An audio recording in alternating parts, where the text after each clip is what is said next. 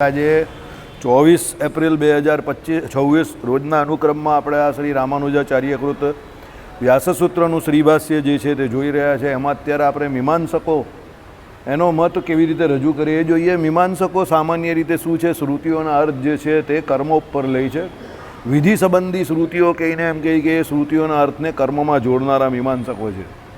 આપણે જાણીએ છીએ કે પદ એટલે પ્રવૃત્તિજનક અર્થનો બોધ કરે છે અને જ્યાં જ્યાં પ્રવૃત્તિ હોય ત્યાં ત્યાં કાર્યબુદ્ધિ હોય છે એવી વ્યાપ્તિ સહચાર નિયમ છે.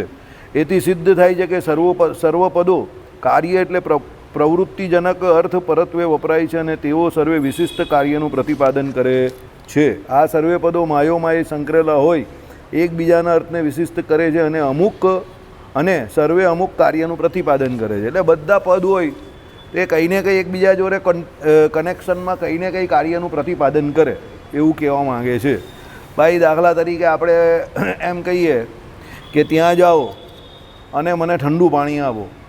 હવે ત્યાં જવાનું કહ્યું એનો સ્પેસિફિક અર્થ શું હતો? ઠંડુ પાણી આપવાનો જ હતો. બરાબર? કેમ કે ત્યાં સુધી જવામાં જ ઠંડુ પાણી મળે એવું છે. અહીંયા ઠંડુ પાણી નથી એટલે ત્યાં જવાનું કહ્યું. એટલે બંને પદ જે છે ત્યાં જાઓ અને ઠંડુ પાણી આપો એ બંને એકબીજા જોડે જોઈન્ટમાં છે અને એ બંનેનો અર્થ એવો થાય છે કે ટૂંકમાં મારે ઠંડુ પાણી પીવું છે. બસ આવું કહેવા માંગે છે. ચાલો, એટલે એ વિશિષ્ટ કાર્યનું પ્રતિપાદન શું કે મારે ઠંડુ પાણી પીવું છે, વિશિષ્ટ કાર્યનું પ્રતિપાદન.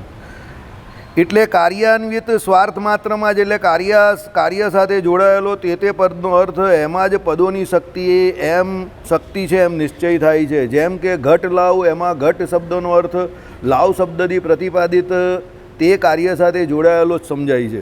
ઘટ લાવ એટલે એ જ પદાર્થ જોઈએ. પાણી લાવ તો પાણી જ લાવ. તો એ લાવ શબ્દથી એમ કહી કે જે પ્રતિપાદિત થયેલો શબ્દ જે છે તે આગળ ઘટથી પ્રતિપાદિત થાય છે. એટલે પાણી લાવ તો લાવવાનું જે કહ્યું તેમાં શું? તો લાવવાનું તો કઈ છે પણ એમાં વિશિષ્ટ વસ્તુ શું છે? તો પાણી લાવો. બરાબર? ચાલો, કોઈ કહેશે કે ઈષ્ટ સાધનતા બુદ્ધિથી પ્રવૃત્તિ ઉપજે છે, કાર્ય બુદ્ધિથી નહીં. પરંતુ એમ નથી. ઈષ્ટ સાધનતા બુદ્ધિ પોતે જ પ્રવૃત્તિ ઉપજાવતી નથી પણ કાર્યબુદ્ધિ દ્વારા ઉપજાવે છે.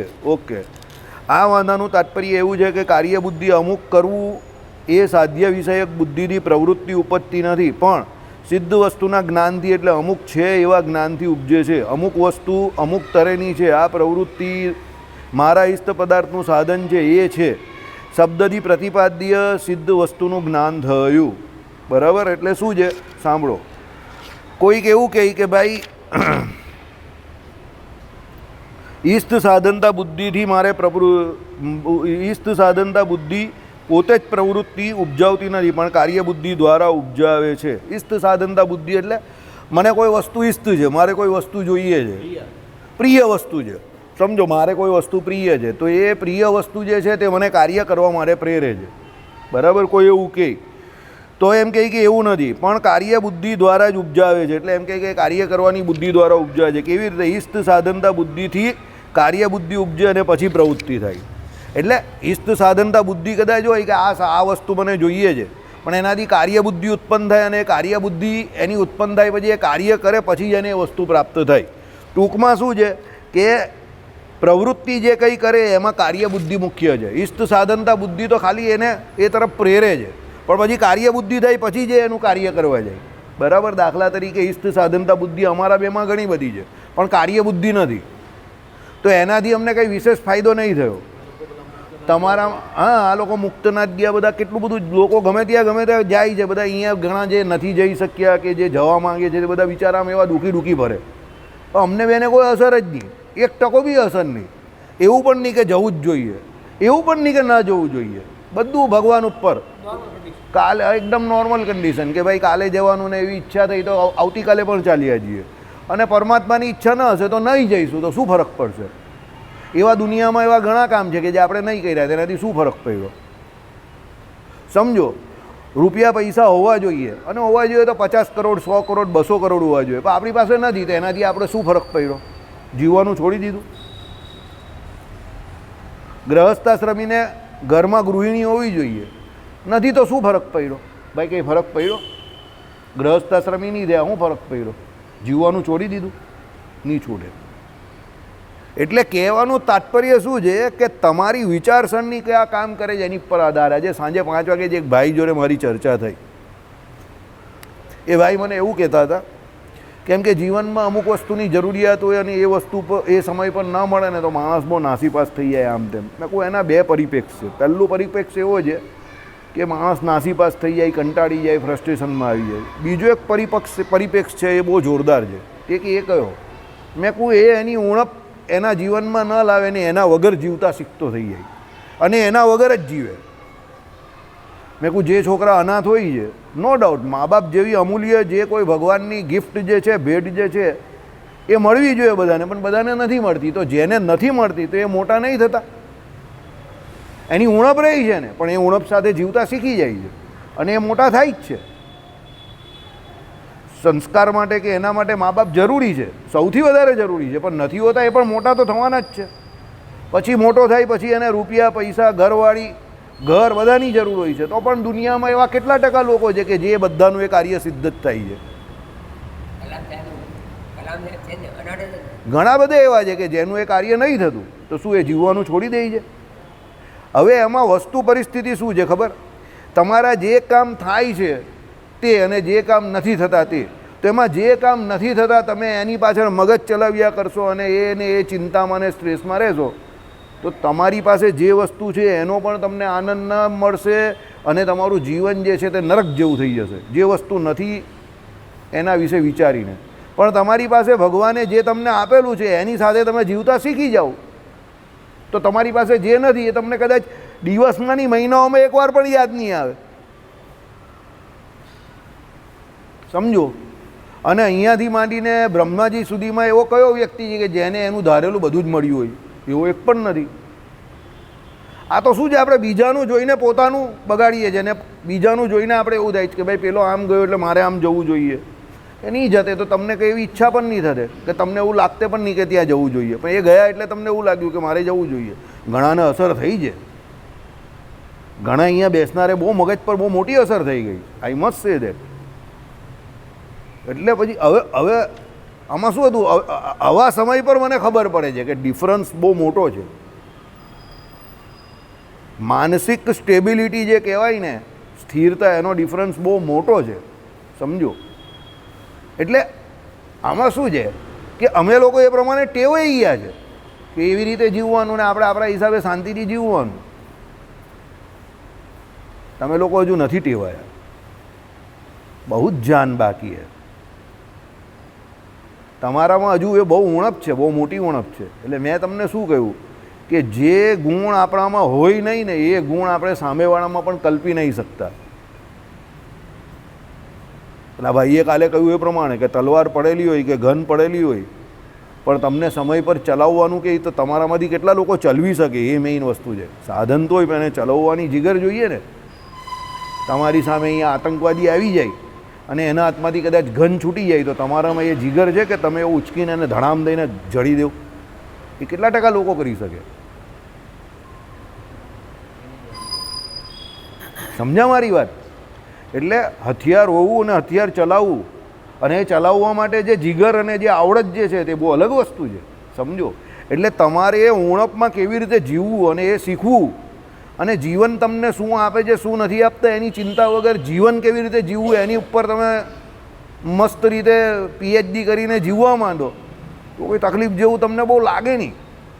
અને જેને એવી રીતે નહીં જીવવું એના માટે તો પેલું કહીને કે એવરેસ્ટ પર ચડી જશે તો પણ એને લાગશે કે હજુ એવરેસ્ટથી ઊંચું શું છે, લાવની હું શોધું કંઈ બીજું. સમજો? તો એનો કોઈ એન્ડ જ નથી. જીવન પૂરું થઈ જશે પણ જીવનની ગતિવિધિઓ કોઈ દિવસ પૂરી નહીં થશે એની, કારણ કે એને સંતોષ જ નથી.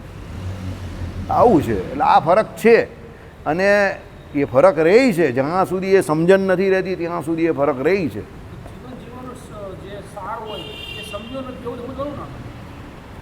જીવનનો સાર કરતાં શાસ્ત્રનો જે તમે જે સત્સંગ કરો છો ને એમાં શાસ્ત્રોમાં જે આવે છે એ વાત તમે હજુ સમજ્યા જ નથી. તમે જે ભાગ્ય અને દેવ ઈચ્છા એટલે બે રીતે કર્મ અને ભાગ્ય બે રીતે ગાડી ચાલે છે. સમજો? તો કર્મ કરવાથી પણ ઘણા ફળ તમને નથી મળતા, એ કામ તમારા નહીં થતા અને એ દેવ ઈચ્છાથી થાય છે. તો તમે એ દેવ ઈચ્છાવાળો પ્રોસ્પેક્ટિવ ભૂલી જાઓ છો અને કર્મની પાછળ મંડી પડો છો. તમને એવું થાય છે કે અહીંયા મારી કઈ ભૂલ છે એટલે મને મળતું નથી. પણ હવે દરેક જગ્યા પર તમારા અત્યારના કર્મ થોડા જોવાતા હોય. દેવ ઈચ્છા પ્રારબ્ધ પણ તમારું કંઈ હોય ને, સમજો. હા, એક ભાઈ મારા મિત્રના મામાના છોકરો છે, 2024માં મારા ઘરે આવેલા. એ ભાઈ આપણે રાંદેર મંદિરમાં કંઈક યજ્ઞ કે એવું કરાવેલું ને ત્યાં શ્રીખંડ રાખેલો, અને એનો શ્રીખંડ મારે ત્યાં હતો. તો મેં એને શ્રીખંડ ખવડાવ્યો. એ ગાંડા જેવો થઈ ગયેલો, અકળાઈ ગયેલો બિચારો. મને કે વાસુદેવભાઈ બહુ ખરાબ હાલત છે મારી. મેં કહું મને ખબર છે તારી હાલત ખરાબ છે. હવે એને કંઈક એનો આ ટ્રાન્સપોર્ટેશનનો ધંધો હતો ને બધી ગાડીઓ ઠોકાઈ ગઈ ને બધું બહુ એક્સિડન્ટ થઈ ગયા ને બહુ નુકસાન થઈ ગયેલું.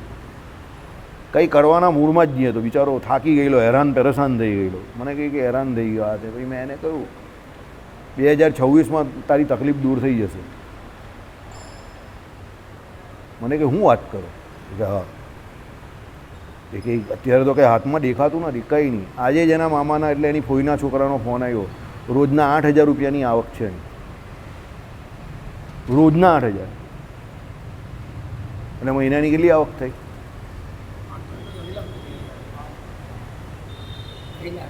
બરાબર. 24 ને 26માં કેટલો ફરક છે? 1.5 વર્ષનો ફરક છે ને. મેં એને કહેલું 26ના માર્ચ મહિના પછી મને મળજે. આ કયો મહિનો ચાલે? એપ્રિલ ચાલે જ ને. બરાબર. મેં એનો જ ફોન આવ્યો સામેથી. મેં એને કહેલું મકું બધું ફરી જાય. મને કંઈ કયા હાથમાં નથી અત્યારે, તો બહુ દુઃખી થાઉં છું. આ બધે ચક્કર કાઢ્યા કરું સોનગઢથી સુરતના, સોનગઢને સુરત, સોનગઢ એ રહી સોનગઢ છે, સોનગઢથી સુરત. સોનગઢમાં બધી ક્વોરીઓ બહુ છે આ રેતીઓની. ટ્રાન્સપોર્ટેશન માટે બધા ટ્રક ને ટેમ્પા ને બધું જોઈએ ને, એમાં અત્યારે ટેમ્પો ચાલુ થઈ ગયો એનો. રોજના 8 ફેરા ફરે છે. એક ફેરા પર 1,000 રૂપિયા મળે છે. 8 ફેરા પર 8,000 રૂપિયા થઈ ગયા. ચાલુ થઈ ગયો ધંધો. ધંધામાં શું છે? ટેમ્પો લઈને ફેરવવાનો જ છે ને. ફેરવે બી માણસ, ડ્રાઈવર જ. એ તો કંઈ ફેરવતો નથી. એ તો પહેલાં પણ નહીં ફેરવતો હતો, પણ પહેલાં ફરતો હતો. નહીં ફરતો હતો, હવે ફરતો થઈ ગયો ને. બસ આ લોજિક જે હો ને બહુ ખતરનાક વસ્તુ છે. હું અત્યારે બીજા પણ એક વ્યક્તિને મારે ત્યાંના જ કહેવું છું, બધું ફરી જશે. એ નહીં માનતો મારી વાત. એ કે કેવી રીતે ફરશે, આમ તેમ ફરો, બધું ફરી જશે. મેં કહું તું મને મળજે, બહુ બધી ગરીબી તારી દૂર થઈ જશે. અરે નહીં સમજતો અત્યારે, નહીં સમજે તો હું શું કરું? બરાબર. સમય બહુ મોટું પેરામીટર છે. આજનો રાંક કાલનો રાજા છે, આજનો રાજા કાલનો રાંક છે. કર્મ બહુ બળવાન છે, કર્મની ગતિ બહુ ગહન છે. એ સમયને તમને તમારા ઓળખતા આવડવું જોઈએ. એટલે હું તમને વારંવાર કહું છું, સારો સમય હોય સત્કર્મ, ભજન, કીર્તન, શરીરે કરીને જેટલું પણ થાય છે એટલું કરી લેવું. કારણ કે આ જ બધું આપણું જે ભાથું જે છે તે આ જ છે બધું. હમણાં જ મારી વાત થઈ અહીંયા જે પેલું આધ્યાત્મિક તત્વાખ્યાનમ બંધ થઈ ગયેલું, મારી હમણાં જ વાત થઈ. તો એ મને કહી કે એ વાતનો મને વસવસો છે એમ કે હું જ્યારે બી હવે સુરત આવીશ ને તો મારા મગજમાં રહેશે કે હું આધ્યાત્મિક તત્વાખ્યાનમ ચાલુ કરીશ. મેં એમને ત્યારે જ કહ્યું, આ તમે છોડી દીધું ને હવે ચાલુ નહીં થશે. બંધ થઈ ગયું તો બંધ થઈ ગયું. આ જિંદગી છે. ક્યારે શું કરવું અને ક્યારે શું ન કરવું એનો તમને જે ખ્યાલ આવી જાય ને તો જિંદગી બહુ આસાન થઈ જાય. ન કરવાની પણ બહુ જરૂર છે. એવું નથી કે દરેક સમય સારો સમય આપણો જોઈએ, ખરાબ સમય પણ આવે. ત્યારે કંઈ નહીં કરવાનું, શાંતિથી ખાઈ પીને ભજન કરવાનું, જે તમને સૂઝ જોઈએ. બરાબર. નહીં તો ખાલી ખાલી તમે દોડ્યા કરો અને દોડીને ફળ નહીં મળે એટલે તમે કષ્ટને પ્રાપ્ત કરો, તમે દુઃખી થાઓ. આ જ જિંદગી છે. ચલો ઓકે. એટલે કારણ કે આપણે જોઈએ છીએ કે ભૂત ભવિષ્ય એટલે દૂર ભવિષ્ય અને વર્તમાનમાં અમુક પદાર્થ ઈષ્ટ સાધન છે એવી બુદ્ધિથી પ્રવૃત્તિ નથી ઉપજતી. આપણે જોઈએ છીએ ભૂત ભવિષ્ય અને વર્તમાનમાં ઈષ્ટ સાધન આ છે તેનાથી કંઈ પ્રવૃત્તિ ઉપજતી નથી. ઈષ્ટ સાધન પદાર્થ મારા પ્રયત્ન વગર સિદ્ધ થનાર નથી. માટે મારા પોતાના પ્રયત્નથી એને સિદ્ધ કરવો જોઈએ એવી બુદ્ધિ જ્યાં સુધી નથી ઉત્પન્ન થતી ત્યાં સુધી પ્રવૃત્તિ પણ થતી નથી. ઈષ્ટ સાધન છે પણ એના માટે પ્રવૃત્તિ કરવાની એનર્જી જોઈએ ને એના માટે પ્રવૃત્તિ કરવી પડે. તો એ પ્રવૃત્તિ કરે પેલો તો પછી એ કામ થાય એનું. એટલે એ પ્રવૃત્તિ કરવી જરૂરી છે. પ્રવૃત્તિ કરે તો કાર્ય થાય. માટે કાર્ય બુદ્ધિ જ પ્રવૃત્તિ કરે છે અને જેથી પ્રવૃત્તિ ઉત્પન્ન થાય છે એ જ શબ્દ વડે બોધાય છે, એટલે કાર્ય જ વેદ થકી જાણવાનું છે. શું કહે છે? કાર્ય જ વેદ થકી જાણવાનું છે. હવે કાર્ય કેનાથી હોય? પેલા વિધિ નિષેધરૂપ જે કાર્ય હોય ને, એટલે બધી વિધિઓ જે લોકો કયા કરે. રાજેન્દ્ર દાસજી આ જ કહેતા હતા કે મીમાંસકો તો બધી વિધિઓ જ બતાવ્યા કરે. મીમાંસકોની વિધિઓ એટલી મોટી છે કે 24 કલાકનો દિવસમાં ન પડે તો એ લોકોની વિધિઓ પૂરી જ નહીં થાય. આના પછી આના પછી આના પછી આ કર્યા જ કરવાની. બરાબર? ચાલો, આપણામાં ભગવાને કહ્યું છે ને પૂર્વ મીમાંસા શું છે? બોલ ભાઈ, પૂર્વ મીમાંસા શું છે? પૂર્વ મીમાંસા શું છે? બોલી શું બોલ્યો? પૂર્વનું છે. ઓકે, પૂર્વ મીમાંસા શું છે? પણ શું છે પૂર્વ મીમાંસામાં? પૂર્વ મીમાંસામાં શું છે? હા, તે કર્મકાંડ. કેટલા કર્મકાંડ છે? એ કર્મકાંડ એટલે શું? વિધિઓ બધા. પેલો કરીને થાકી જાય, દિવસ પૂરા થઈ જાય, પણ એ કર્મકાંડ પૂરા નહીં થાય એમ.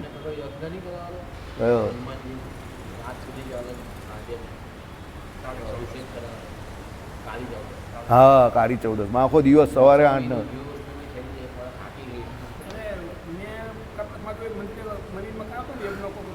બ્રાહ્મણ આવેલા આખો મહિનો શ્રમ પેલો સવારથી સાંજ સુધી જે વિધિ ચાલે, એટલા બ્રાહ્મણો. અને છેલ્લો દિવસ હતો ને તો છેક રોડ સુધી એને ઘીના દીવા કરાવ્યા, 10 માણસો રાખેલા. અને 9 સુધી આખો મહિનો ચાલે. મહારુદ્ર એક કરાવ્યો. ચાલો, એટલે કાર્ય જ વેદ થકી જાણવાનું છે. એટલે એ લોકો એવું કહે છે કે ભાઈ જે કાર્ય છે વેદ થકી જ જાણવાનું છે. એટલે બધા વેદોમાં જે છે તે બધા વિધિઓ જ બતાવેલા છે, એમાંથી કાર્ય જાણવાના. માટે પરિનિષ્પન્ન એટલે શું છે? સિદ્ધ બ્રહ્મની પ્રાપ્તિરૂપ અનંત અને સ્થિર ફળ વેદ જોતા તુરત જણાય છે એમ કહેવું ખોટું છે.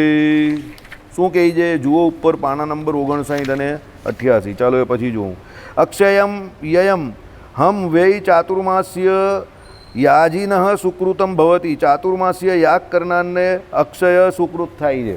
આવી ચાતુર્માસમાં જે યાગ કરે એને અક્ષય સુખ મળે. એટલે એ લોકો શું કહે છે કે ભાઈ તમારે અક્ષય સુખ મેળવવું હોય તો શું કરવાનું? 4 માસ સુધી યજ્ઞ કરવાના. એટલે પ્રવૃત્તિને વિશે જોડ્યા, કાર્યને વિશે જોડ્યા. બસ મીમાંસકનો આ જ મત છે. કર્મ કરો, બસ કર્મને વિશે જોડે તમને કોઈ પણ હિસાબે. ઇત્યાદિ વાક્યો વડે કર્મનું જ સ્થિર ફળત્વ પ્રતિપાદન થાય છે. એટલે એ કર્મથી જ તમને સ્થિર ફળ મળે એમ. સ્થિર ફળ કયું? અક્ષય ફળ જે મળે તે. માટે કર્મનું ફળ અલ્પ અને અસ્થિર છે એમ જાણવાથી બ્રહ્મ વિચારનો આરંભ થાય છે એ બરાબર નથી. એટલે મીમાંસકો એક્ઝેક્ટ ઉલટું કહે છે કે ભાઈ કર્મનું ફળ જે છે તે અલ્પ અને અસ્થિર છે એવું જે તમે માનો છો તે ખોટું છે. શું? બ્રહ્મ વિચારનો ત્યાંથી જ આરંભ થાય છે એમ જાણવાથી બ્રહ્મ વિચારનો આરંભ થાય છે, આ બરાબર નથી. હવે ઉત્તર પક્ષ. આ કયો આવ્યો? પૂર્વ પક્ષ. પૂર્વ પક્ષ કોનો હતો? મીમાંસકોનો. હવે ઉત્તર પક્ષ આવ્યો. વેદાંત કાર્યનું નહીં પણ સિદ્ધ વસ્તુ બ્રહ્મનું પ્રતિપાદન કરે છે. આવી અશોકભાઈ, વેદાંત કાર્યનું પ્રતિપાદન નહીં કરતું પણ સિદ્ધ વસ્તુ બ્રહ્મનું પ્રતિપાદન કરે છે. બરાબર? ગરનારાની આ બાજુના માણસ જેટલા પણ છે તે બધા બ્રહ્મનું પ્રતિપાદન કરે છે. ગરનારાની પેલી બાજુના જેટલા વ્યક્તિ છે તે બધા કાર્યનું પ્રતિપાદન કરે છે. બરાબર? ચાલો, નહીં આવે આવવા દે. અને દંડો લઈને આવશે એને કહેવાય દંડો લેવામાં મારવામાં પણ તને બહુ કષ્ટ પડશે, બહુ કાર્ય કરવું પડશે. અહીંયા બેસ શાંતિથી, પ્રસાદ ખા, કાલે આવજે, ઠંડુ પાણી પી, ત્યાં આઈસ્ક્રીમ મળશે કાલે અને કોકો પણ મળશે. એટલે દંડો બીજે દિવસથી મૂકી દેશે, અહીંયા બાજુમાં આવીને બેસી જશે. એ પણ સમજી ગયા? ચાલો, શું કહે છે? આ ઉપર નીચે પ્રમાણે ઉત્તર પક્ષ સિદ્ધાંત રૂપે કહેવામાં આવે છે. ચાલો, શું કહે છે? સર્વલોક પ્રસિદ્ધ શબ્દાર્થ સંબંધ નક્કી કરવાની રીત છોડી સર્વે શબ્દો એક અલૌકિક અર્થ એટલે વેદ પ્રતિપાદક કાર્યનો જ બોધ કરે છે એમ માનવું તે પ્રમાણ શાસ્ત્રીઓને બહુ માન્ય નથી. બધા અર્થ શું કહે છે? કાર્ય કરવાની જ વાત કરે છે એવું પ્રમાણ શાસ્ત્રીઓ માનતા નથી. સર્વને જાણીતું છે કે બાળકો આ રીતે શબ્દાર્થ એટલે સંબંધ નક્કી કરે છે. મા બાપ વગેરે એમને જો આ ફલાણો એમ સમજાવવા ઓળખાવા માટે મા બાપ, મામો, ચંદ્રમા, પશુ, મૃગ, માણસ, પક્ષી, સર્પ આદિ તરફ આંગળી કરીને તે અર્થો વારંવાર શીખવે છે. ત્યારે ધીમે ધીમે તે શબ્દો વડે તે શબ્દોના અર્થોનું પોતામાં જ્ઞાન ઉત્પન્ન થતું જોઈ નિશ્ચય કરે છે કે તે શબ્દો તે અર્થના બોધક હોવાથી પ્રયોજાય છે. કારણ કે શબ્દ અને અર્થ વચ્ચે બીજો બોધ્ય બોધક ભાવ સિવાયનો કોઈ સંબંધ જોવામાં આવતો નથી. શું? શબ્દો અને અર્થ એમાં બોધ્ય બોધક ભાવ જ હોય. બરાબર. જય અને જોનિલ શબ્દોમાં કંઈ એટલો બધો ફરક નથી, પણ બંને વ્યક્તિ જુદા જુદા છે. તો બોધ્ય બોધક ભાવ થયો ને. ભાઈ આ જોનિલ છે તે મૂછ જોડે દારી પણ રાખે છે, અને આ પેલી ખેખડા મૂછ રાખે છે. બરાબર. કુલ્લુ ગોળી રાખતો હતો ને એવી. બરાબર.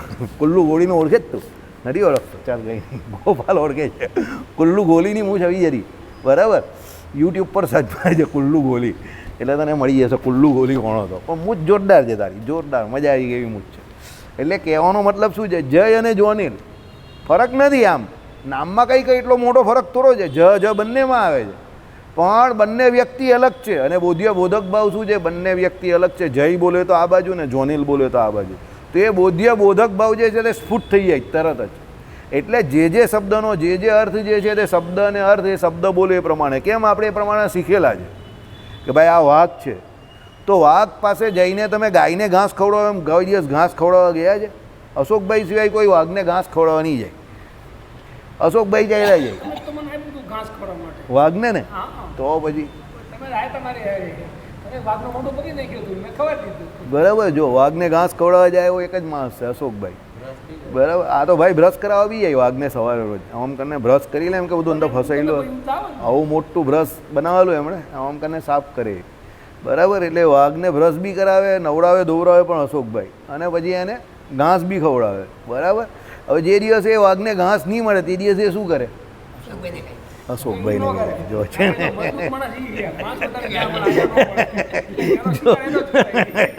જો આ બધા બોલ્યા ને, જે દિવસે એને ઘાસ નહીં મળે તે દિવસે અશોકભાઈને ખાઈ જાય. ઘાસ ખવડાવવા જે જાય એને જે તો પકડે. એટલે આપણે આ શીખેલા છે બાળપણથી, શું કે વાઘને ઘાસ ખવડાવવા નહીં જવાય. સમજ્યા? એટલે આપણે કોઈ દિવસ વાઘ પાસે ઘાસ ખવડાવવા જતા નથી. ગાયને ઘાસ ખવડાવવા જવાય તો આપણે ગાયને ઘાસ ખવડાવવા જઈએ છે ને. સમજો? એટલે એ શબ્દ અને એનો અર્થ આપણે બાળપણથી શીખતા આવેલા, જે પ્રમાણે આપણા મગજની અંદર એ શબ્દ અને એનો અર્થ જે તે સ્ફુટ થયો છે. બરાબર. એવી રીતે બોધ્ય બોધક ભાવ જ શબ્દ અને અર્થથી સિદ્ધ થાય છે કે ભાઈ આ બોધ્ય અને આ બોધક એમ. બરાબર. ચલો. અને આ સહિત આ સંકેત ગોઠવણ કરનાર કોઈ પુરુષ પણ જણાતો નથી. વળી આ પ્રમાણે સમજાયેલા શબ્દો સિવાયના બીજા શબ્દોમાં આ શબ્દોનો આ અર્થ થાય છે એમ તેઓ પૂર્વ વૃદ્ધ પાસેથી શીખે છે, પોતાની પહેલાં એ શબ્દોના અર્થો જાણનારા મોટેરા પાસેથી. આપણે આપણા મોટા માણસ પાસેથી જ શીખા ને કે ભાઈ આ મમ્મીએ કહ્યું હોય કે આ તારી માસી છે, પછી પપ્પા કહે કે ભાઈ મમ્મી કહે કે આ તારી કાકી છે, આ તારી ફોઈ છે. બરાબર. આ તારા દાદા છે. તો એ પ્રમાણે આપણે શીખતા ગયા કે આ ભાઈ આપણા દાદા છે. બરાબર. પછી આપણે કોઈ આપણા દાદાના કરતાં નાના માણસને કોઈ દાદા કહે તો આપણે થાય કે આ કઈ રીતે દાદા કહેવાય. પછી આપણે પછી ખબર પડે જરા મોટા થાય તે પ્રમાણે કે આ કોઈ બીજી રીતે દાદા કહી છે. દાદા તો છે પણ આ ફળિયાનો દાદા છે. સમજ્યા? એટલે એને પણ દાદા કહી ખરા. ત્યારે આપણે નાના હોય ત્યારે વિચાર કરીએ કે આને દાદા કેમ કહી છે. જ્યાં હું નાનો હતો ત્યારે મંદિર આવું ને તો અહીંયા એક સ્વામી કથા કરતા હતા. તે વાતે દાદા ખાચર બહુ બોલે.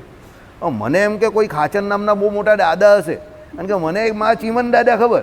એટલે મેં કહ્યું કે આ મારા દાદા જેમ ડોહા ડગડા છે ને એમ કોઈ દાદા ખાચર એટલે કોઈ ખાચર નામના બહુ મોટા દાદા હશે. એટલે હું સાંભળ્યા કરું. હું કોઈ દિવસ પૂછું તો નહીં, મારી આદત જ નહીં કોઈને પૂછવાની. એટલે હું આમથી આમ પ્રદક્ષિણામાં સાંભળું. મેં કહું આ રોજ કોઈ દાદા ખાચરની વાત કરે એટલે કોઈ બહુ મોટા દાદા લાગે છે. બરાબર. એટલે મારા મગજમાં આવું જ હતું. પછી હું 15-16 વર્ષનો થયો પછી મને ખબર પડી કે દાદા ખાચર જે હતા તે ઉત્તમ રાજા અને ભગવાનના ભક્ત હતા. બાકી હું એને 14-15 વર્ષ સુધી દાદા ખાચર એટલે શું સમજતો હતો કે કોઈ દાદાનું નામ હશે ખાચર, એટલે ખાચર નામનો કોઈ દાદા, એનું નામ દાદા ખાચર એમ. મને એવું જ, કારણ કે મને પહેલેથી બહુ પૂછવાની કે કોઈને આમ અમુક માણસ કહેવા કે નસ નહીં ખેંચી નાખે, ચામડા ખેંચી નાખે, આ કોણ પેલો કોણ. મને એવી ચામડા ખેંચવાની આદત નહીં મળે પહેલેથી. મને આમ જે સીધું મળી જાય એવું. જો ચાવવા વગરની વસ્તુ હોય તો હું આજે પણ પહેલાં પ્રિફર કરું.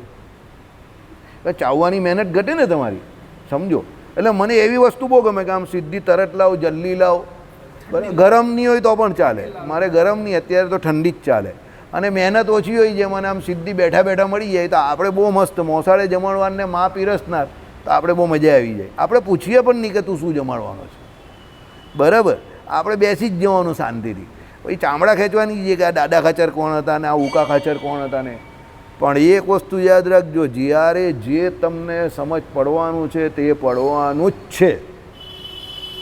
એ ધીરુભાઈ કહેતા હતા એ પ્રમાણે. પેલો કહે ને नौकरी छोड़ोगे तो ज़िंदगी से जाओगे, लिख के देता हूँ। એના શેઠે કોને કહેલું? ધીરુભાઈને। તો ધીરુભાઈએ શું કહ્યું? लिख तो पहले से चुका है कि मुझे क्या करना है, अब मुझे वही करना है जो लिख गया है, लिख चुका है, तो मैं कुछ नया करने नहीं जा रहा हूँ। આ ધીરુભાઈનું સ્ટેટમેન્ટ હતું। એટલે ધીરુભાઈ પણ કર્મમાં માનનારો માણસ હતો, એને ખબર હતી શું કે લીક તો પહેલેથી લખાઈ તો પહેલેથી જ ગયું છે। એના ગામમાંથી કોઈ માણસ ધંધો કરવામાં સફળ નહીં ગયેલું, એના ખાનદાનમાં કોઈ માણસ ધંધામાં સફળ નહીં હતું। ટ્રેનમાં ચડેલા ત્યારે એના બાપાએ એને કહેલું પાછો આવી જા, હજુ પણ કે ઉતરી જા, નિષ્ફળ જશે, કોઈ નોકરી કરી લે। ત્યારે નહીં ઉતરા એટલે નહીં જ ઉતરા એના બાપાએ। એના સસરાએ એને પહેલી વખત કહેલું કે તું આ ધંધો જે કરે છે એ વિશે તારા બાપા શું કહેવાવાળા છે? તેમાં બાપા એવું કહે છે કે નહીં ચાલવાનું। તેના સસરાએ કહેલું, તારા બાપાએ કહ્યું ને નહીં ચાલશે એટલે 100% ચાલશે, કર આ ધંધો। સમજ્યા? એટલે કહેવાનો મતલબ શું છે? નિયતિ હોય તમારા બધાની, મારી પણ, કે આપણે આ સમયમાં આટલું આ કામ કરવાનું છે અને એ પ્રમાણે જ તમે કરો। સમજો, કર્મવાદી બનવાની વાત છે એ બધી વાત સાચી છે, પણ કર્મ પણ પ્રયોજનથી થતું હોય। તમારી પાસે તમારા પૂર્વના કર્મોને કારણે એક નિયતિ બનેલી હોય ને એ નિયતિ સુનિયોજિત રીતે ચાલતી હોય અને એ પ્રમાણે તમારે એની અંદર રહીને તમારું કામ કર્યા કરવાનું છે। એટલે તો ભગવાન કહે છે સ્વકર્મને વિશે ધ્યાન આપો, તમારું કર્મ કયું છે એ ઓળખો। સમજો, આને ત્યાં એની આજુબાજુ ઉપર નીચે આગળ પાછળ કેટલા બધા લોકો રહેતા હશે। અહીંયાથી 16 કિલોમીટર દૂરથી આવે છે અને 16 કિલોમીટર રોજ જાય છે, બરાબર છે?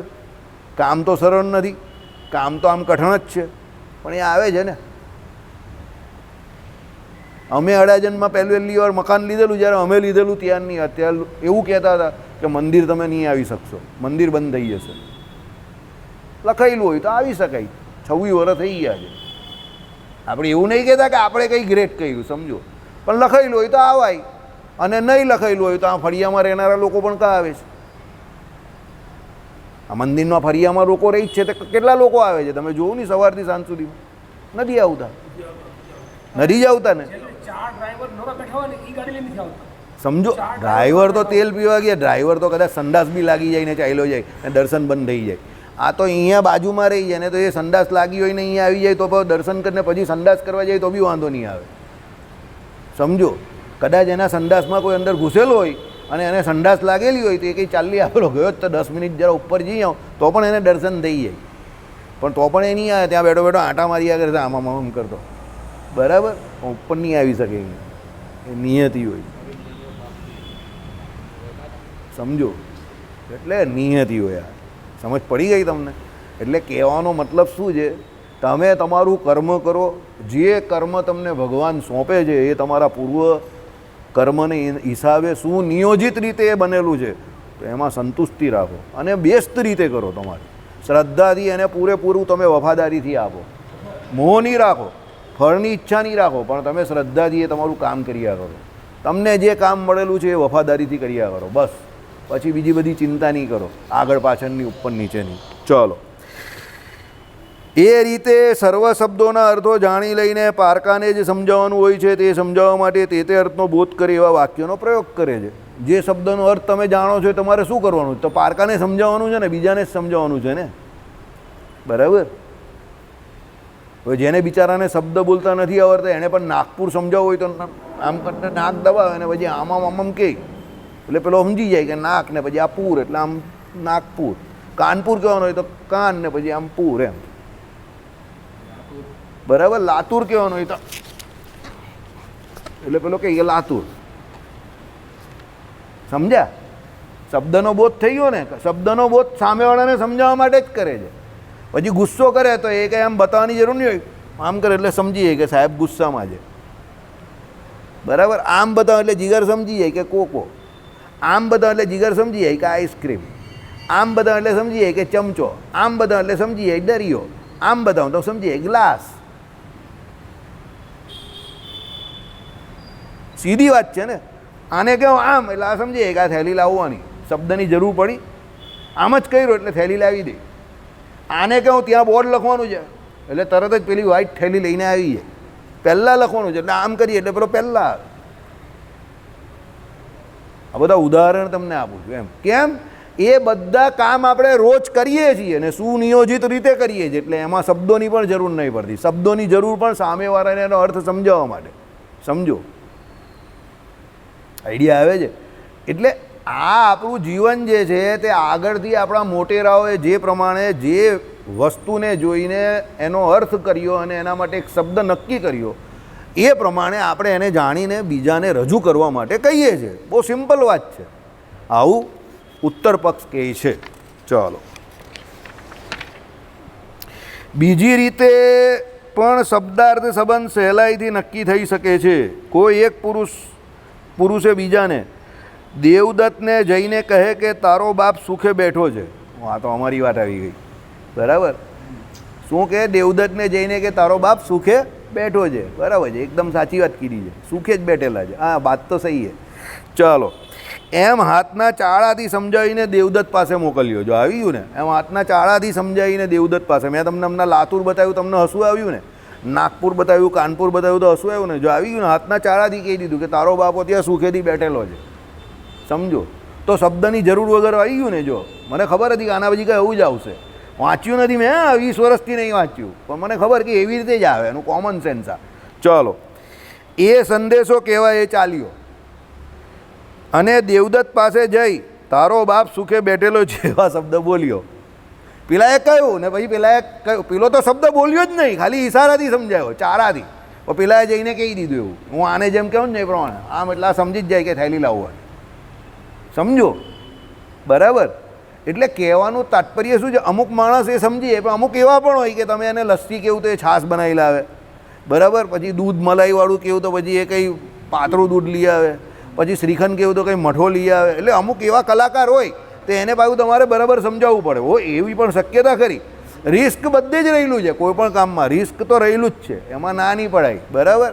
પણ એ શું છે કે એને એવી રીતે વારે વારે તમે કેવું જાહેરમાં કેવું બધાની વચ્ચે કહ્યું, એટલે પછી એને પણ થાય કે હું આ ભૂલ કરી રહેલો છું, હું શબ્દને સમજી નહીં શકતો હજુ. પછી કોઈ દિવસ એ પણ સમજી જાય. સમજો, અમારે ત્યાં નિલેશભાઈ છે ને, એનાથી ઢોસા બનતા જ નથી. એ બનાવવાની બહુ કોશિશ કરે, એ સામેવાળા પાર્ટનરને ખુશ કરવા માટે બનાવવા માટે કાયમ પ્રયત્ન પણ કરે ને હું શાંતિથી દૂર બેઠા બેઠા ટીવી જોયા કરું ત્યારે. પણ પછી એ બનાવવા જાય ઢોસો, પણ બની જાય રોટલી. એટલે પછી કંઈ મજા નથી આવતી તમારા ઢોસામાં. એટલે પછી એ મને ઈશારો કરે, એટલે હું સમજી જાઉં કે મારે જવાનું છે. પછી હું બનાવું તો બની જાય. કેમ બની જાય? મને ઢોસા ઘસવાની પ્રેક્ટિસ છે. સમજ પડી ગઈ? હવે તમે એમ પૂછો કેમ પ્રેક્ટિસ છે, તો મને ઘણી વખત ભાખરી બનાવવાનો કંટાળો આવે છે. મારા કોઈ પણ કામમાં એક બીજું કામ ન હોય કે કરવાનો કંટાળો એવું તો હોય એ પાછું નક્કી વાત, કારણ કે રોજ પેલો લોટ ઘસવાનો મને કંટાળો આવે. એટલે હું શું કરું, રવો અને બેસન પલાળી દઉં અને એના ફટાફટ ઢોસા બનાવીને મને બહુ ઇઝી લાગે કરવાના. એટલે પેલો લોટ ઘસવાનો નહીં પડે ને. એટલે ઢોસા બીજા માટે કંઈક એવી વસ્તુ હશે ગુજરાતી માટે કે ઢોસા ખાધા, પણ મારા માટે એ ઇમરજન્સી પ્રોડક્ટ છે. સમજ પડી ગઈ? ઢોસા હોય કે ઢેબડા હોય, મારા માટે ઇમરજન્સી પ્રોડક્ટ. મને જ્યારે લોટ બાંધવાનો કંટાળો આવે ત્યારે હું એવું કરી નાખું કંઈ. કારણ કે એમાં શું હોય, એક ઘઉંનો લોટ લઈ લઉં, તમે પૂરા બનાવવાનો હોય તો બેસન લઈ લઉં જોડે, કંઈ ઘરમાં ચોખાનો લોટ પડેલો હોય તો એ જોડે લઈ લઉં. બધા લોટ ભેગા કરી નાખવાના અંદર. ભાજી જે હોય તે નાખી દેવાની, મરચું મીઠું નાખ્યું તો તવા પર મૂકીને ધરાધર બનાવીએ જ કરવાનું. જનમંગલના પાઠ બોલતા જાઓ ને બનાવતા જાઓ. ને પેલો ગરમ ખાધો એ પેલાને એમ કે પૂળા ખાવું છું, પણ તમારે હું મહેનત ઘટી ગઈ તમારી. કંઈ નહીં, ધીમી આંચે થયા કરે, પેલો ખાયા કરે, બન્યા કરે, ગરમ આપતા જ જોવાનું. કેટલા ખાવા જ તારે બોલી? પેલો કંઈ ખાવા જ એટલે ઘઉંનો લોટ નાખ્યો વધારે, હજુ ખાવા એટલે બીજા ખાતો જ જા. પેલો ખાતા થાકી જાય, પણ પેલો બનાવતા નહીં થાકે. સમજી ગયા? ત્યારે ભાખરીમાં તો કેવું હોય, પહેલે પૂછ્યું રે ભાઈ કેટલી રોટલી ખાવાનો છે, પછી થોડો લોટ બંધાય. એટલે જીવનમાં પ્રેક્ટિકલ તમે જે કંઈ કામ કરો એની પર ધ્યાન આપો. સમજો, ઘઉંના લોટના બી ઢોસા બને. રવો, બેસન ને એની અંદર તમે ઘઉંનો લોટ નાખો ને તો બિસ્કિટ જેવા કરકરા ઢોસા બને. થોડુંક બેસન નાખી દેવું તો ઘઉંનો લોટ પણ ચોટે નહીં. જો તમને બરાબર માપનો પડી હોય તો ઘઉંના લોટના પણ ઢોસા બની જાય, બરાબર. અને ન બને એનાથી કંઈ જ નહીં બને. પછી બિચારો આમ તેમ રખડિયા કરે, ફાંફા માર્યા કરે, ભૂખા વરુની જેમ આખો દિવસ. કેમ? એને રુચિ નથી, એને કરવું નથી. એને એવી ઈચ્છા નથી કે મારે સારું ઠાકોરજીને જમાડીને 2 ટાઈમ ચોખ્ખું બનાવીને જમવું છે, એવી એને ઈચ્છા નથી. સમજ્યા? એટલે પછી એ હું ફરતી ફરાર ખાયા કરે, પણ મોહનથાળ બનાવી દે, સુખડી બનાવી દે, ચેવડો બનાવી દે, ઘરમાં ભૂખ લાગી હોય તો પેલા બહેનો નહીં આપી દે એ પ્રમાણે. પછી એ ફાંકો માર્યા કરે. અમારે તો ત્રીજા ઘરમાં એક બેન છે તે તો હાથમાં જ આપી દે. એટલે વાસણ નહીં માંજવા પડે ને, સાંજે કામવાળા બેન આવે ને એટલે વાસણ માંજવાની તકલીફ. એટલે કોઈ પણ આવેલો એટલે આમ હાથ પોળા કરાવે, આમ કરીને આમ લઈને જાય એટલે પેલો બીજો ટેન્શનમાં આમ લઈને ગયો એટલે હાથ જ સીધો હાથમાં જ આપી દે આમ કરીને. પછી તમારે ખાઈ લેવાનું, પછી તમે જ્યાં ધોવાય તો ધોઈ નાખવાય. એના ઘરના છોકરાઓને બી હાથમાં જ પકડાઈ દે. ટેલેન્ટેડ કામ નહીં કરવાવાળા માણસ તો મારી પાસે બહુ ખતરનાક છે બધા, બહુ ટેલેન્ટેડ માણસ એમ કે કામ કા ઘટે, બહુ હાઈલી ટેલેન્ટેડ લોકો મેં જોયા છે. બરાબર? ઘરનાને તો ત્યારે મહેમાનને બી આઈને પકડાઈ દે, આમ લઈને જ આવે દૂરથી. પેલો કંઈક આ લઈને હું આવે છે, તમને એમ કે કંઈ વસ્તુ આપશે પણ લઈને આમ ઊભા જ રહીએ એટલે તમને એમ કાં તો હાથમાં જ આપવા, એટલે ભાઈ તમે કંઈ નહીં કરતા તો ચાલ્યું જાય એટલું પણ, એટલે ભાઈ કે નહીં ખાવાના એટલે લઈને ચાલી જાય પાછી. એટલે તમને એમ કે ના આ તો ખાવાનું જ હશે એટલે તમે હાથ કરી જ દેવો આમ, એટલે બટ્ટ દઈને હાથમાં જ પકડાઈ દે. સમજી ગયો? બહુ ટેલેન્ટેડ લોકો જ મારી પાસે, સમજો, ખતરનાક ટેલેન્ટેડ. ભારતમાં ટેલેન્ટની કમી નથી. એમને અમેરિકાને ભારત શું સપ્લાય કરે છે? ટેલેન્ટ. મેન પાવર તો આખી દુનિયામાં બહુ છે, આપણું ટેલેન્ટ એ લોકો વાપરે છે ને બધું. મેન પાવર દોરો છે, ટેલેન્ટ આપણું બધું અમેરિકામાં. ચીન ને ઇન્ડિયાનું ટેલેન્ટ જ ત્યાં જાય છે, એટલે તો એને પેટમાં મસા જઈ રહ્યા. હું બોલ્યો દુનિયાનું નરક છે એટલે એમને એમ થોડો બોલ્યો, કારણ કે ત્યાં બધો મેન પાવર જે છે તે આપણો ટેલેન્ટ બધું આપણું જ છે. સમજો? ટેલેન્ટેડ બહુ છે આપણે ત્યાં લોકો, સમજો. એટલે જ આમાં કહ્યું છે કે ઈશારાથી સમજાઈ દે. હવે આ કેટલા વર્ષ પહેલાં લખાયેલું છે? આ કે આજકાલનું લખાયેલું છે? આ કેટલી સદી પહેલાં લખાયેલું છે? આ 900 વર્ષ પહેલાં લખાયેલું છે. હું તમને અત્યારે કહું તો તમને મારા શબ્દ અઘરા લાગે છે કે કામ ચોરીના કેવા લાગે છે, પણ આમાં જો 900 વર્ષ પહેલાં આવું લખાયેલું છે. સમજો?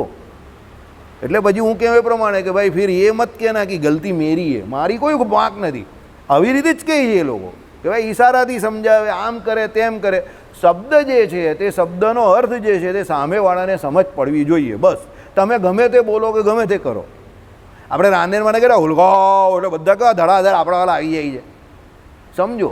શબ્દનો અર્થ ખબર પડી જવી જોઈએ કે આનો અર્થ આવો થાય. બિચારા જેને ખબર નહીં હોય તો ઉઠલાવી નાખ કર્યા કરે બેઠા બેઠા. એ કે ઉઠલાવી નાખ ઉઠલાવવાની વાત કરે છે. કોને ઉઠલાવવાનો છે? બરાબર?